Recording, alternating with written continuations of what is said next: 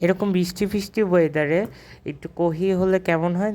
Hello, আসসালামু আলাইকুম, সবাই আশা করছি ভালো আছেন। তো আমিও ভালো আছি। আজকে আমি বানাবো চিংড়ি কহি। তো এখানে সর্বপ্রথম আমি তেল দিয়ে দিয়েছি এবং দিয়ে দিচ্ছি হচ্ছে রেড চিলি, এবং এটার ভিতরে দিয়ে দিচ্ছি পাঁচ ফোড়ন, এবং এটা একটু নেড়ে নিচ্ছে। এবং এখানে দিয়ে দিচ্ছি ছোট চিংড়ি। ছোট চিংড়িটা নিলেই বেশি ভালো লাগে এটার সাথে খেতে। এবং চিংড়িটা ম্যারিনেট করা ছিল হলুদ, মরিচ আর লবণ দিয়ে। এবার কিছুক্ষণ একটু ভেজে আমি একটু হলুদের গুঁড়া দিয়ে দিচ্ছি তারপরেও, এবং দিয়ে দিয়েছি কাঁচামরিচ কুচি। তারপরে এখানে আমি দিয়ে দিচ্ছি কহিগুলো। আর হ্যাঁ, কহিগুলো কিন্তু দেওয়ার আগে আমি ভালো করে ধুয়ে মুছে পরিষ্কার করে তারপরে এখানে ইউজ করেছি। এবার হচ্ছে এগুলো একটু মাখিয়ে নিচ্ছি। এবার কিছুটা পানি দিয়ে আমি কিছুক্ষণ ঢেকে দিয়েছিলাম এটা যাতে একটু সিদ্ধ হয়। তারপরে কিছুক্ষণ সিদ্ধ হয়ে আসলাম, এটার ভিতরে দিয়ে দিচ্ছি জিরার গুঁড়া, তারপরে একটু নেড়ে নিচ্ছি।